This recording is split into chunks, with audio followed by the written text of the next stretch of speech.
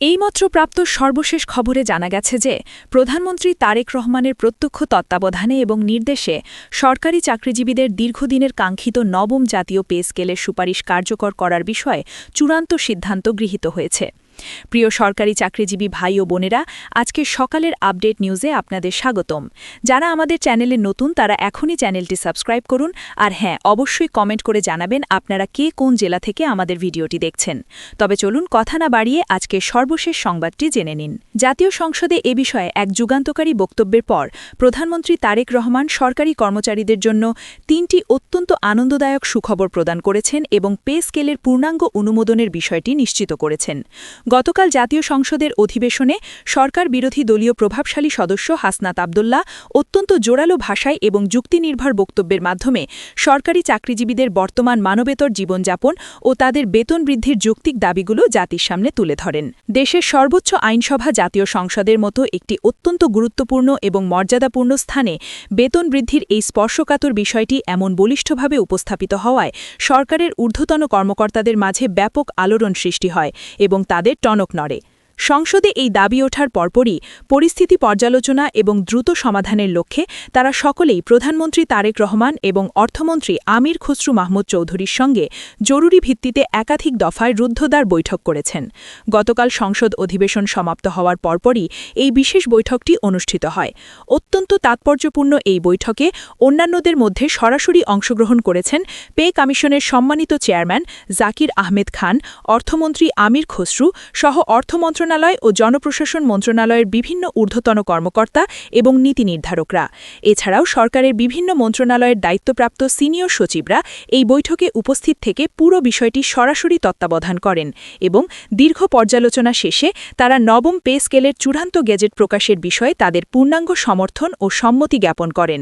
বৈঠকে প্রধানমন্ত্রী তারেক রহমান অত্যন্ত দূরদর্শিতার পরিচয় দিয়ে বলেন যে দেশের সার্বিক অর্থনৈতিক সংকটের কারণে সরকারি কর্মচারীরা ইতিমধ্যেই তাদের দাবি আদায়ে বিভিন্ন প্রতিবাদী কর্মসূচির ডাক দিয়েছেন।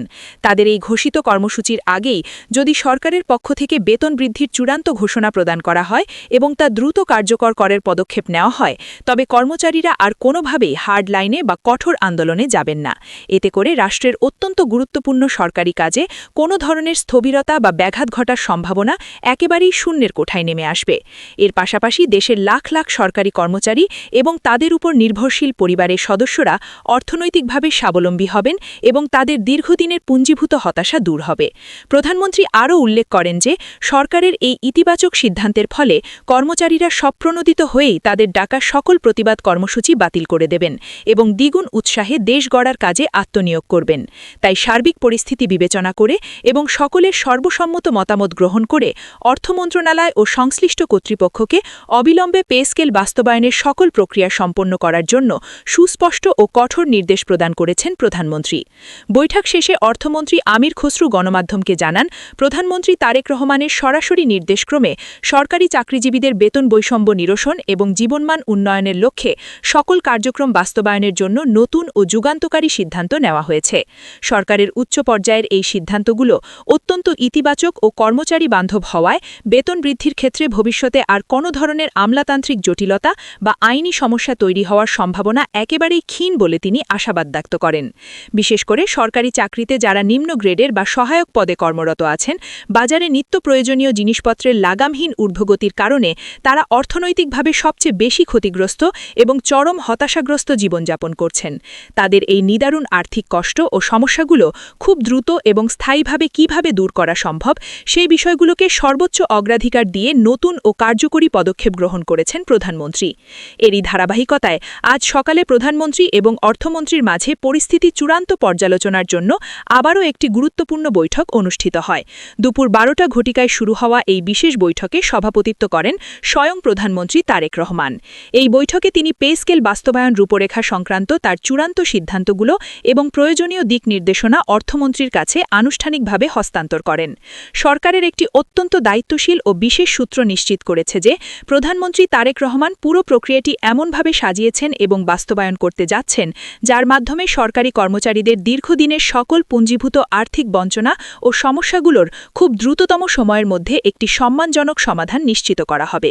এই পদক্ষেপের মাধ্যমে দেশের বিশাল এই কর্মী বাহিনীকে কাজে পুনরায় উজ্জীবিত করা হবে, বিশেষ করে যারা পূর্বের বেতন কাঠামোর 20তম গ্রেডে অর্থাৎ একদম নিম্নস্তরে চাকরি করতেন, তাদের অর্থনৈতিক অবস্থার কিভাবে একটি গুণগত ও দৃশ্যমান পরিবর্তন আনা যায় এবং তাদের জীবনযাত্রার মান কিভাবে আরও উন্নত করা যায় সেই বিষয়গুলো নিয়ে বৈঠকে দীর্ঘ ও বিশদ আলোচনা করা হয়েছে।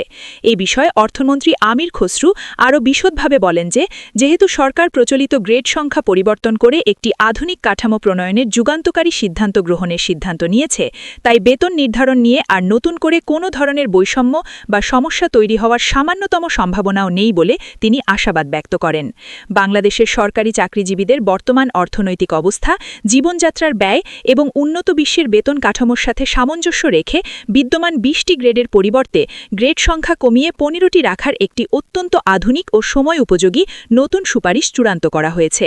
এই 15টি গ্রেডের নতুন কাঠামোটি মূলত বাংলাদেশের সরকারি চাকরিজীবীদের অর্থনৈতিক উন্নয়ন, সামাজিক মর্যাদা বৃদ্ধি এবং প্রশাসনিক কাজে গতিশীলতা আনার একটি নতুন ভাবধারা হিসেবেই গঠন করা হয়েছে, যা দীর্ঘমেয়াদে দেশের সুশাসন প্রতিষ্ঠায় ব্যাপক ভূমিকা রাখবে। এদিকে সংশ্লিষ্ট কর্তৃপক্ষ এবং পে কমিশনের একাধিক নির্ভরযোগ্য সূত্র এই বিষয়টি নিশ্চিত করেছে যে, সরকারি চাকরিজীবীদের জীবনমান উন্নয়নের এই বিষয়টি নিয়ে প্রধানমন্ত্রী তারেক রহমানও নিজে এক ধরনের প্রবল মানসিক চাপে রয়েছেন, যার ফলে তিনি কালক্ষেপণ না করে অত্যন্ত তড়িঘড়ি করে এবং সর্বোচ্চ গুরুত্ব দিয়ে এই পে স্কেলের সকল কার্যক্রম বাস্তবায়নের নতুন ও চূড়ান্ত সিদ্ধান্ত নিয়েছেন। তিনি যেভাবে রাতদিন এক করে সরকারি চাকরিজীবীদের বেতন বৃদ্ধির এই মহৎ লক্ষ্যে নিরলসভাবে কাজ করে যাচ্ছেন, তাতে খুব দৃঢ়ভাবেই আশা করা যাচ্ছে যে অতি দ্রুত সময়ের মধ্যেই সরকারি চাকরিজীবীদের দীর্ঘদিনের লালিত সকল যৌক্তিক দাবি অক্ষরে অক্ষরে পূরণ করা হবে। বিগত বছরগুলোতে দেশের অর্থনৈতিক পালাবদলের কারণে কর্মচারীরা অর্থনৈতিকভাবে যে চরম ক্ষতির সম্মুখীন হয়েছেন, তাদের সেই ক্ষতি পুষিয়ে নিতে এবং আর্থিক দৈন্যদশাগুলো কিভাবে সমূলে দূর করা যায় সেই বিষয়গুলো নিয়েও সরকারের শীর্ষ পর্যায় থেকে চূড়ান্ত পদক্ষেপ নেওয়া হয়েছে। তাই অংশীদার এবং বিশেষজ্ঞদের সকলের সুচিন্তিত মতামত অনুযায়ী দীর্ঘদিনের পুরনো গ্রেড সংখ্যা পরিবর্তন করে একটি যুগান্তকারী নতুন সিদ্ধান্তের দিকেই এগিয়ে যাচ্ছেন তারেক রহমান।